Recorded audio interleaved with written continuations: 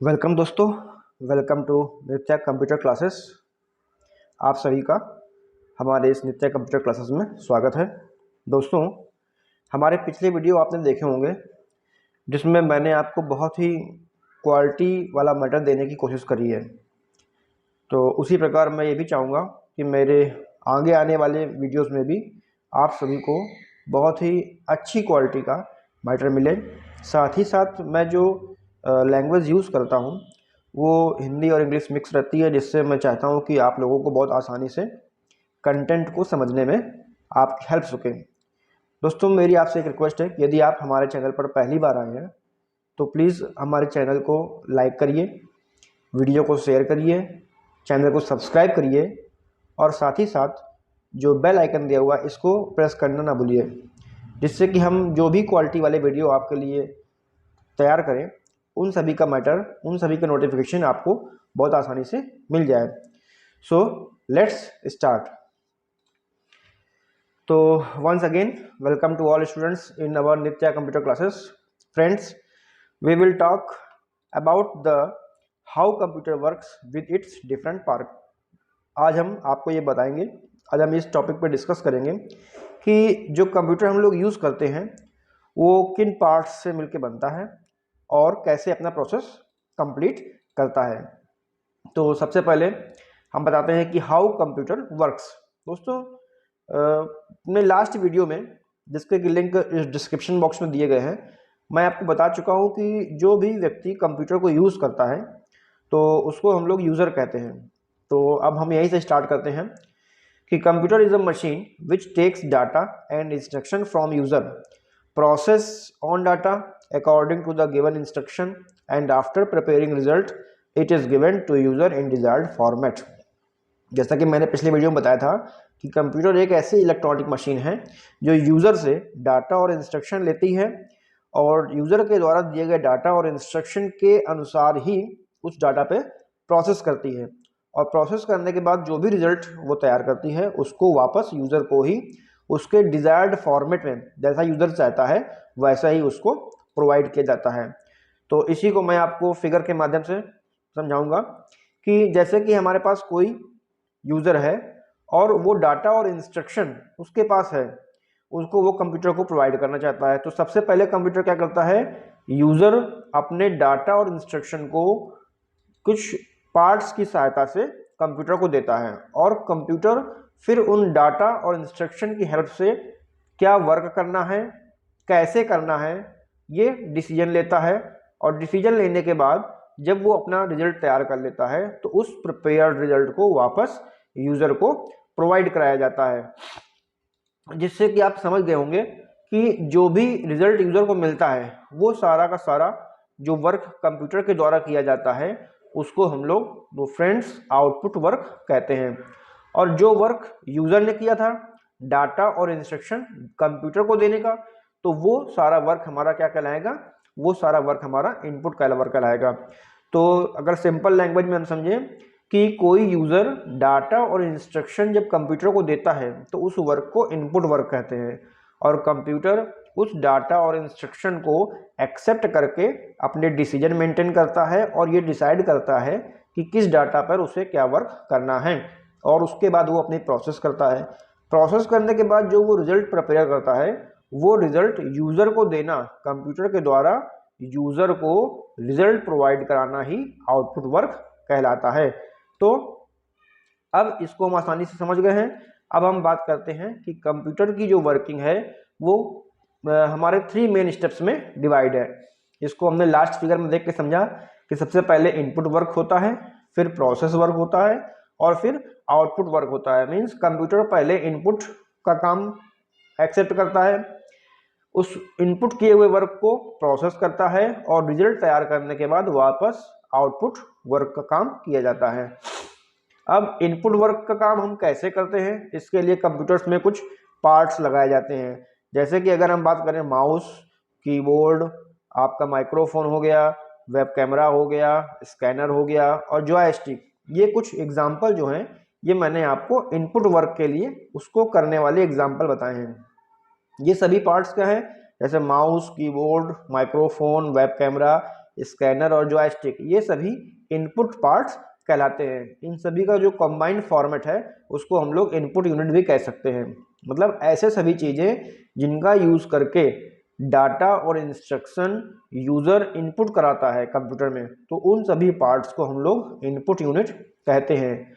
और इसके अगेंस्ट जब प्रोसेसिंग हो जाती है तो जो आउटपुट वर्क हमको मिलता है, हमारा जो रिजल्ट मिलता है, वो हम वहाँ मॉनिटर पे डिस्प्ले होता हुआ देखते हैं। प्रिंटर से प्रिंट करते हैं, स्पीकर से हम आवाज़ को आउटपुट के तौर पे लेते हैं, और प्लॉटर से भी, ये भी एक प्रकार का प्रिंटर होता है जिससे कि हम बड़े बड़े बैनर, होल्डिंग वगैरह को प्रिंट करते हैं।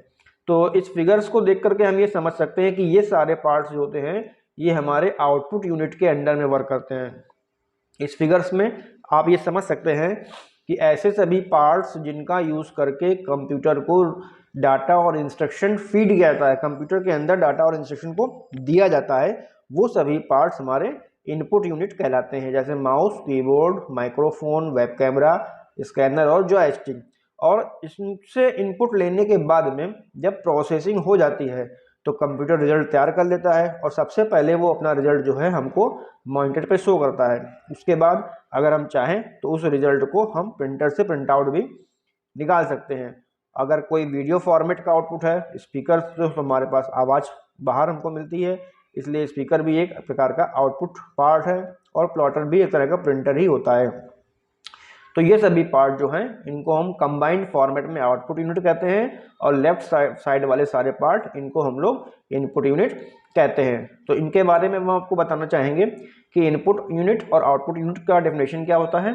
All parts connected to computer which are used to give data and instruction to the computer are called input parts, and as combined we refer it as input unit.